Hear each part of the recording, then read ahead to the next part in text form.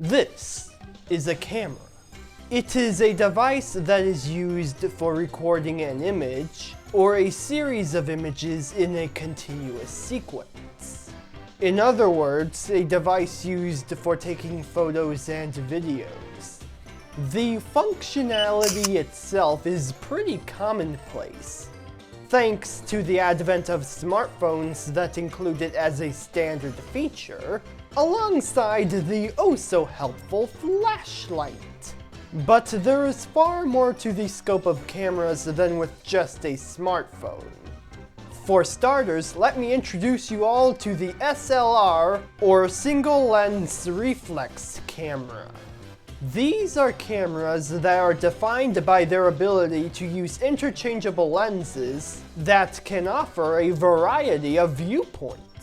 Which means that if you have an SLR camera with no lens on it, it can see nothing more than a white light.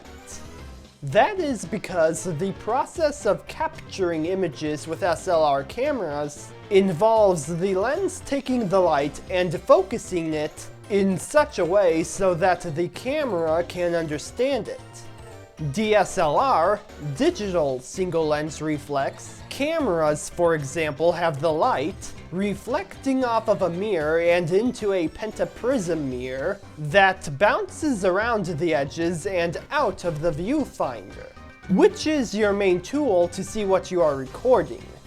When recording, the mirror will flip out of the way and allow the image sensor to see what you are seeing, so that it may be captured exactly how it was found on the viewfinder. Well, maybe not exactly, as some sources such as Adobe say that a disadvantage of DSLR cameras, when compared to mirrorless cameras, is that what shows up in a viewfinder may not be 100% accurate to what is shown in real life due to using their mirrors to do some of the focusing. Though with that said, digital cameras certainly have been improving at a rapid rate over the years, but that is to be expected of any technology, especially the kind that is heavily utilized.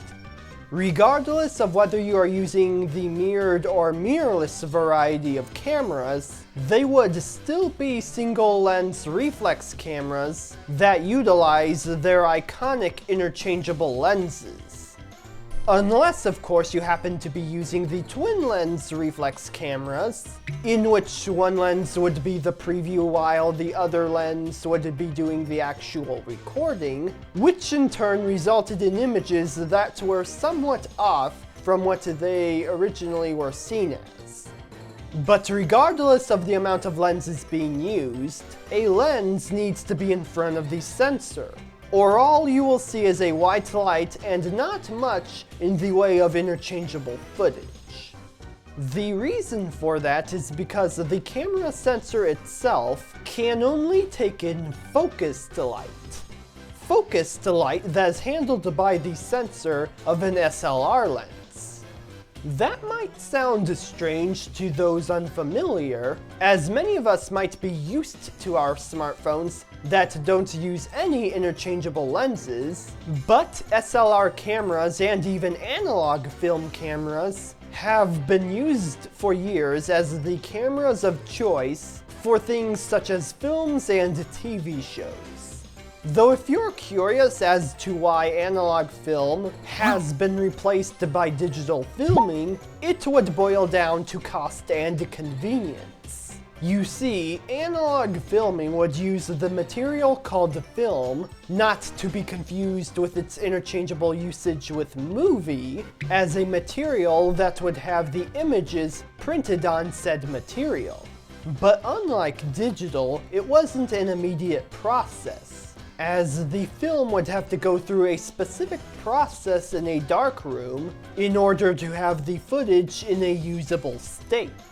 What's more is that film costs money, which means that the more that is used, the more money is spent. With digital, you can record as much footage as you want at no extra cost.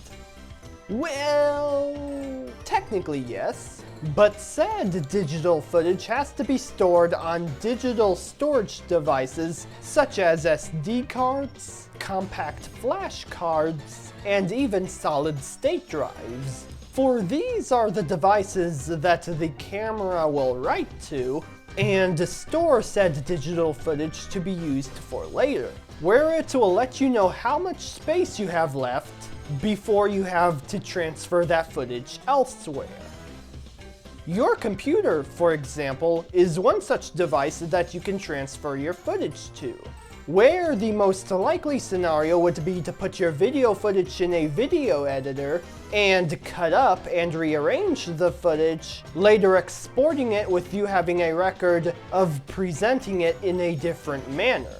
And yes, analog film would be physically spliced up back then as a primitive form of editing. Though of course there did come a point when the analog film would be given digital transfers so that they could be used with digital editing software.